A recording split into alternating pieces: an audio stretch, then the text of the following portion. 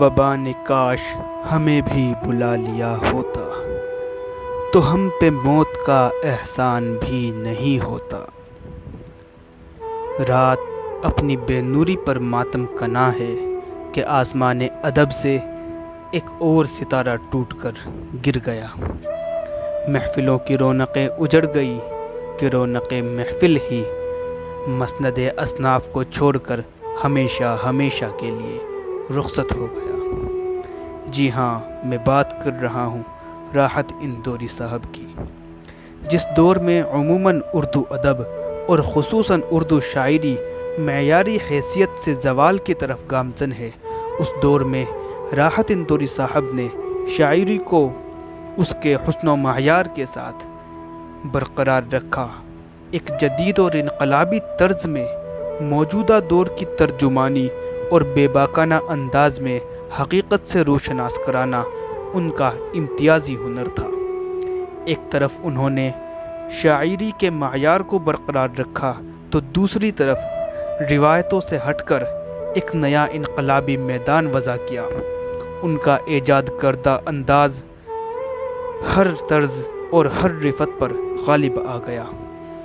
راحت صاحب کی شاعری موجودہ دور کے شعراء سے کئی طرح سے امتیازی حیثیت رکھتی تھی۔ ان کا تشبیہ اور استعاروں کا استعمال کرنا اپنے میں بے نظیر تھا۔ ان کی شاعری میں آخری درجے کی حب الوطنی بخوبی دیکھی جا سکتی ہے۔ مثلاً میں مر جاؤں تو میری ایک الگ پہچان لکھ دینا، لہو سے میری پیشانی پہ ہندوستان لکھ دینا۔ اے وطن ایک روز تیری خاک میں کھو جائیں گے، سو جائیں گے، مر کے بھی رشتہ نہیں ٹوٹے گا ہندوستان سے، ایمان سے۔ راحت صاحب ایک بے باک شاعر تھے۔ ان کی آواز میں جرأت تھی، منت و خوشامد نہیں۔ وہ اپنا حق جرأت مندانہ انداز میں بیان کرتے تھے۔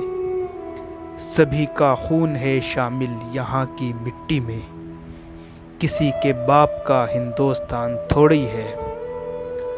ملک کے حالات اور زمانے کے انقلابات میں ان کی شاعری ایک رہبر کی طرح رہنمائی کرتی رہی۔ ان کے برسوں پرانے شعر اور غزلیں تحریکوں میں محرک ثابت ہوئے۔ ان کا یہ شعر حالات کے تناظر میں بار بار زندہ ہوتا رہا۔ سرحدوں پر بہت تناؤ ہے کیا، کچھ پتہ تو کرو چناؤ ہے کیا۔ الغرض وہ ایک آواز تھی، ایسی آواز جو فضا میں چاروں طرف اور صدیوں تک سنائی دیتی ہے۔ راحت صاحب ہمارے بیچ نہیں ہیں، لیکن ان کا کلام ہر قدم پر رہنما ثابت ہوا ہے اور آنے والی نسلوں کے لیے ایک مثال ثابت ہوگا۔ راحت صاحب کے آخری الفاظ: نئے سفر کا جو اعلان بھی نہیں ہوتا، نئے سفر کا جو اعلان بھی نہیں ہوتا تو زندہ رہنے کا ارمان بھی نہیں ہوتا۔